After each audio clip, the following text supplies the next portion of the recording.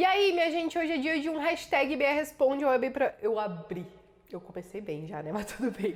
Eu abri pra vocês um espaço pra perguntas lá no Instagram, pra que vocês enviassem o que vocês queriam saber. E aí eu decidi selecionar algumas que mais repetiram, que foram mais relevantes, que eu acho que vale a pena trazer aqui pro canal pra fazer esse debate. Eu sempre procuro ouvir o que vocês estão querendo saber, quais são as sugestões de vocês, mas claro que em troca eu sempre peço também pra vocês se inscreverem aqui no...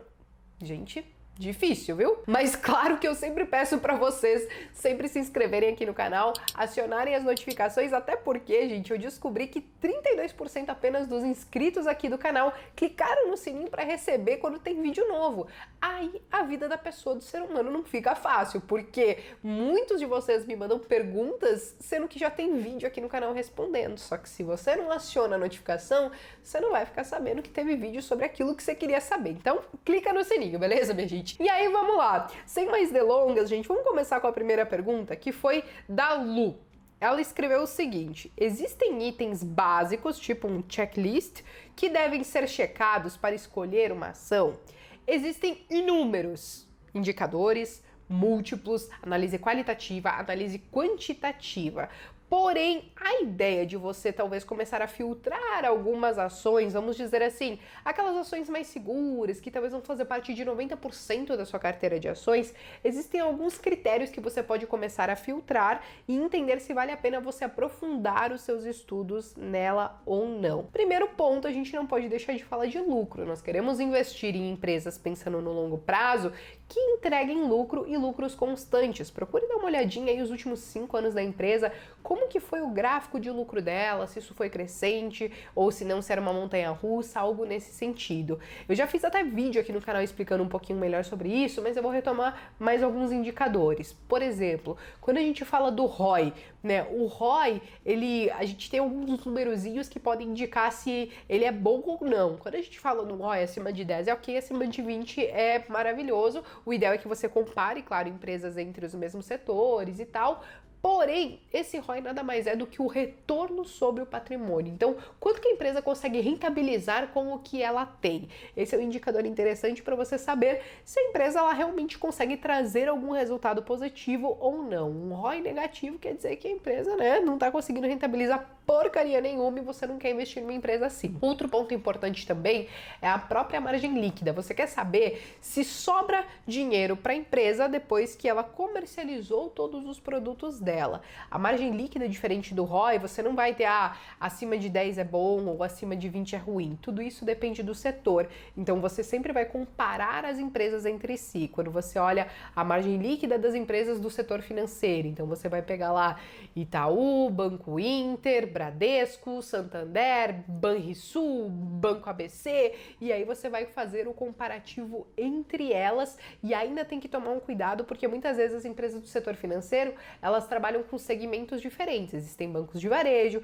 existem bancos mais voltados aí talvez para as empresas, então tudo isso vale a pena você comparar. Mas o que você quer é que tenha uma margem no fim das contas. Você precisa que sobre dinheiro quando a empresa acabou de comercializar os seus produtos, pagou os seus custos e por aí vai. E aí outro aspecto importante, principalmente para quem está pensando em dividendos, procure dar uma olhadinha no dividend yield, que a gente chama, para saber se a empresa está distribuindo então os seus dividendos. E também, gente, deem para quem olha preço daí, né? Para quem, dependendo da estratégia, você vai acabar querendo comprar ações baratas e vender caro e não vai usar a estratégia de fazer aportes mensais. Para quem olha preço, dá uma olhadinha no PL, porque o PL ele já vai indicar se a empresa lá tá cara ou não, e aí eu volto a dizer, você tem que fazer o comparativo entre ações do mesmo setor. Às vezes você vai olhar uma empresa do setor financeiro com um PL de 25 e você vai achar caro, mas quando você coloca todas as empresas do lado, você vai ver que essa de 25 é a mais barata do setor, beleza? E aí vamos lá, gente, outra pergunta, e essa foi do Ariel. Você deixa de aportar se uma ação estiver cara?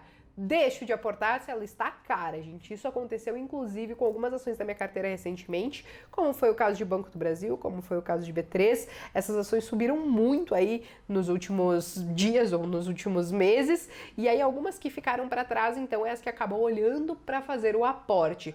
Cuidados que nós precisamos tomar. Não é porque a ação ficou para trás que necessariamente eu vou fazer um aporte. Nós precisamos cuidar se nós não estamos regando erva daninha ao invés de uma rosa linda pronta para desabrochar. Então existem empresas que eu considero que tem um pouquinho mais de risco na minha carteira, que eu prefiro ir deixando. Tipo assim, vou deixando de stand-by. Caiu bastante, mas segue ali quietinha, porque eu ainda não tenho certeza se você vai ser rosa ou se você vai ser erva daninha. Então eu acabo olhando para as outras, é óbvio, hoje eu acho que eu tô com 14, 15 papéis na carteira, e eu vou vendo o que descolou mais do peso que eu defini para cada ação, e aí eu vou aportando para tentar reequilibrar a minha carteira. Eu nunca vendo o que subiu demais, eu simplesmente deixo de aportar nelas e olho para as que ficaram lá um pouquinho mais para trás. O peso, tudo isso, eu já fiz vídeo aqui no canal, inclusive, quando eu disponibilizei uma planilha de controle para vocês, e é claro que eu ensino também tudo isso melhor no meu curso, porém, para quem está começando essa questão do peso, muitas vezes é interessante você meio que ter o mesmo peso para cada ação, salvo aqueles enganos de operações que são um pouquinho mais arriscadas, que são operações de curto prazo, opções, small caps e por aí vai, mas tenta manter o mesmo peso nesse início, e conforme você vai gostando mais de algumas ações, naturalmente você pode crescer um pouquinho mais a posição dela na sua carteira, mas claro, de uma maneira que você se sinta confortável para isso. E aí a outra pergunta, gente, foi do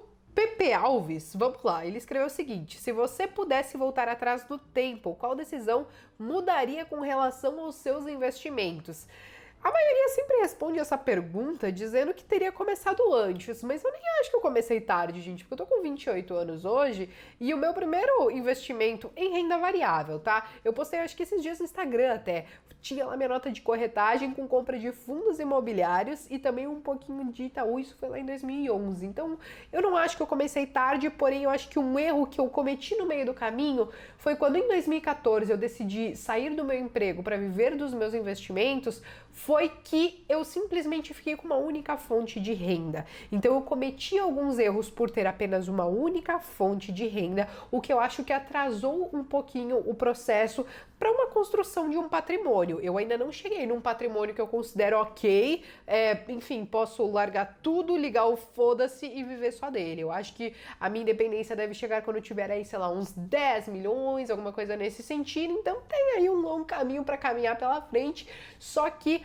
quando eu larguei o meu emprego e vim viver apenas dos meus investimentos, aconteceu que nós estávamos em um período não muito bom para a Bolsa de Valores e eu precisei, em alguns momentos, tirar dinheiro desse meu patrimônio para saldar algumas contas, fazer algumas coisas, ao invés de estar colocando dinheiro lá, principalmente porque 2014, 2015 e 2016 eram períodos que a gente deveria estar comprando ações e não vendendo, porque era quando a bolsa estava lá embaixo.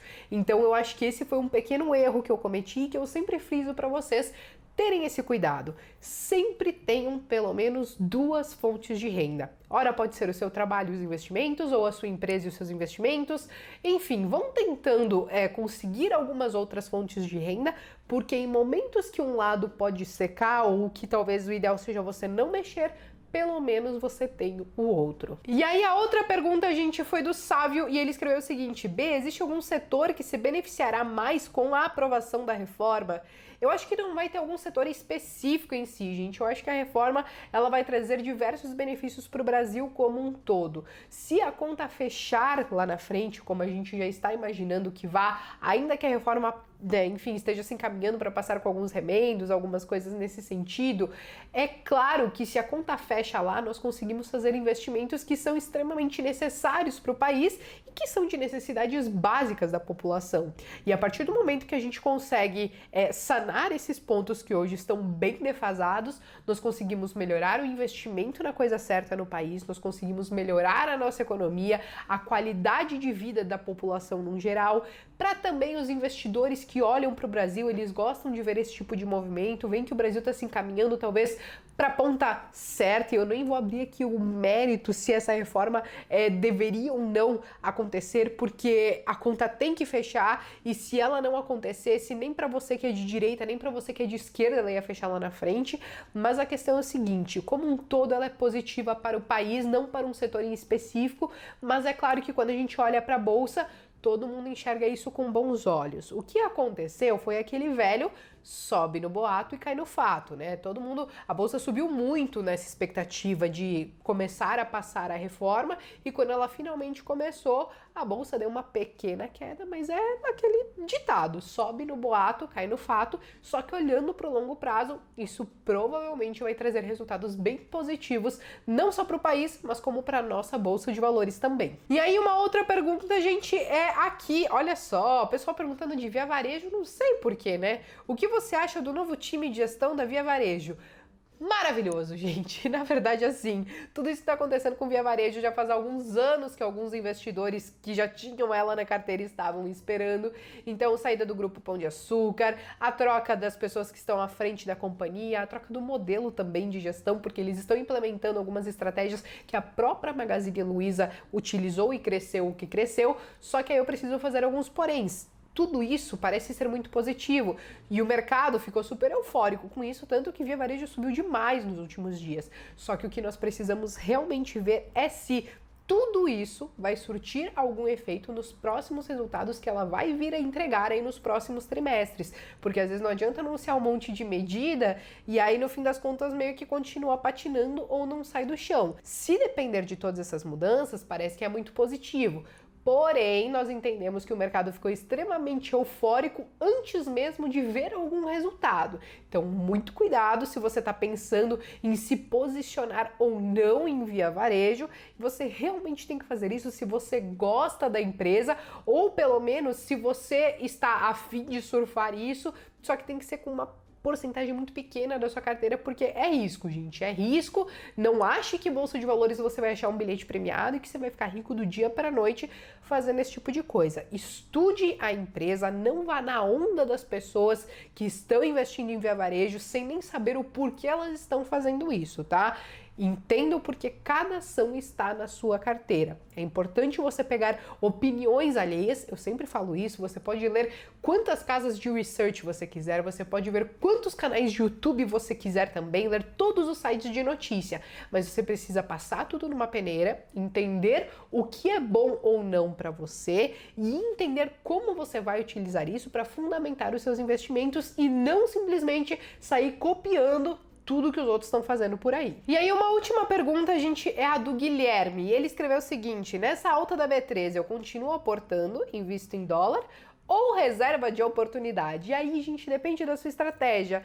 Eu, por exemplo, compro ações todos os meses, seja com o mercado em baixa, seja com o mercado em alta. O que acontece é que, em eventuais momentos, eu vou também aportar um pouquinho mais da minha reserva de ativos dolarizados, o que eu não estou fazendo nesse momento, porque eu acredito ainda que nos próximos anos, sei lá, aqui tentando utilizar uma bola de cristal, eu acho que nós ainda temos aí um bom período para nossa bolsa de valores. Porém, a partir do momento que eu sentir que ela começou a dar uma fraquejada, que talvez existem alguns indícios de que a gente pode começar a entrar em um declínio, uma recessão, alguma coisa num período mais longo, então eu vou continuar aportando nas minhas ações, porém eu também vou destinar boa parte do recurso para investimentos dolarizados. Então, se hoje eu tenho de 10 a 15% da minha carteira que estão em ativos atrelados ao mercado americano ou algo nesse sentido, talvez quando eu achar que, sabe, que a bolsa já está se encaminhando para, né, tentar dar uma amornada, eu passo a ter a 25, 30% então das minhas reservas aumentadas em dólar ou em índices atrelados ao S&P, alguma coisa nesse sentido. Mas eu não deixo de aportar em ações, a minha estratégia é diferente. Eu acumulo o meu patrimônio investindo em ações, eu não tenho outros ativos tipo de renda fixa ou alguma coisa assim. Mas para quem tem uma estratégia, por exemplo, muito parecida aqui com a de Warren Buffett, que ele investe nas ações, porém ele tem a reserva de emergência esperando o mercado cair ou alguma coisa nesse sentido, tudo bem, só que você vai ter que sentir e entender e estar muito bem estudado para entender os sinais que a bolsa vai te dar para que você pense, ó, agora eu acho que a bolsa vai parar de subir e ainda assim você não vai ter certeza, então você vai começar a montar a sua reserva de oportunidade e ter muito mais paciência ainda para esperar o mercado cair bastante e aí você se posicionar. Então existem sim muitos investidores que fazem isso. Para esses investidores o preço ele importa e importa muito, porém precisa ter muita paciência e disciplina para fazer isso, além de muita atenção aos sinais que o mercado, que a economia, que o país vai sinalizando para a gente tentar entender quando uma bolsa pode estar muito cara ou uma bolsa muito barata. E assim, gente, eu acho que o vídeo foi até um pouco mais demorado, mas é que quando eu começo a responder as perguntas de vocês, vira tipo um bate-papo gostoso, eu adoro fazer isso, tá? De qualquer maneira, gente, me sigam lá no Instagram, porque eu vou abrir mais vezes para vocês mandarem as perguntas lá, e aí eu trago aqui pro canal também, e eu espero que vocês tenham gostado, então, desse vídeo. Essa semana a gente já tá um pouquinho melhor, menos entupida, né? Já tá conseguindo falar um pouquinho mais, e aí eu vejo vocês, então, na quinta-feira, gente. Até mais!